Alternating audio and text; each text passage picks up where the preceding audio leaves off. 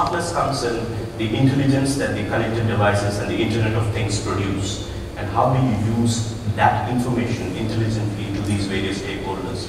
So it's the intelligent and integrated use of ICT infrastructure in these cities that make them smart. Okay. Patrik, Ziad, how would you, Ericsson, how do you define a smart city?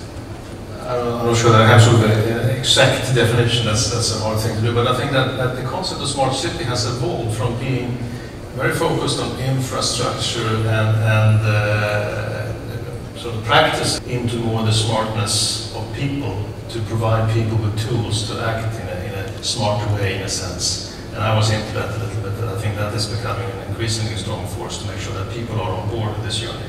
This is not something you can do back office, it's happening actually at the very front office of the city, if I use that parallel.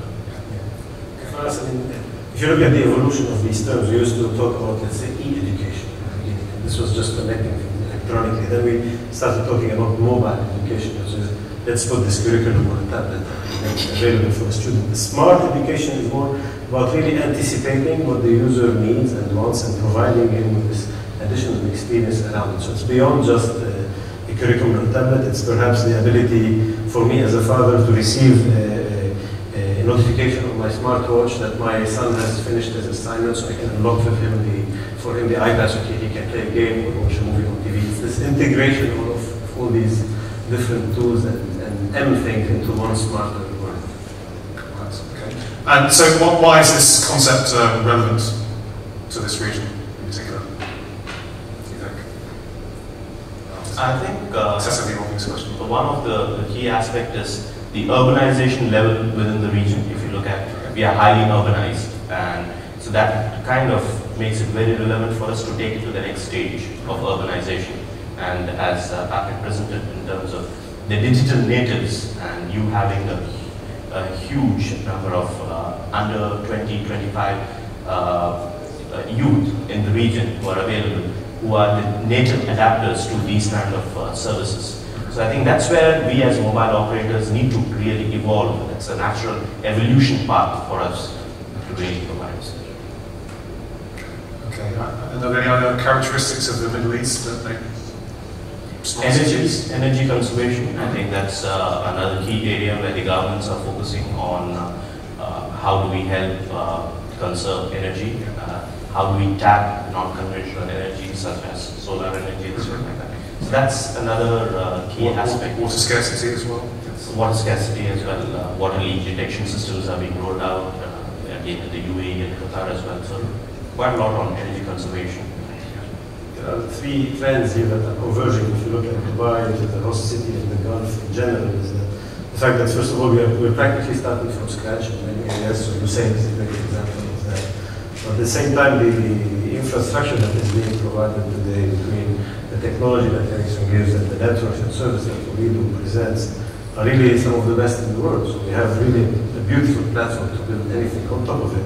And then this is all complemented by a very young and eager population, whether it is local or expat, that is converging into this area, that make this an amazing, perfect storm for us to be able to present something. And then from here, perhaps even export this blueprint into the rest of the world, whether it is new cities or even existing developments.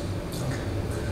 And I mean, how does one go about starting a smart city? I mean, it seems potentially very complicated because there's lots of different parties involved. There's governments, there's vendors, there's infrastructure builders, there's the telcos. I mean, unless you have to have a body such as the government in particular with a very clear vision about what they want to do, it can be quite difficult, I would imagine. Do you think? And I think that's exactly the experience, because when you work within your own industry, everybody knows the rules of the game.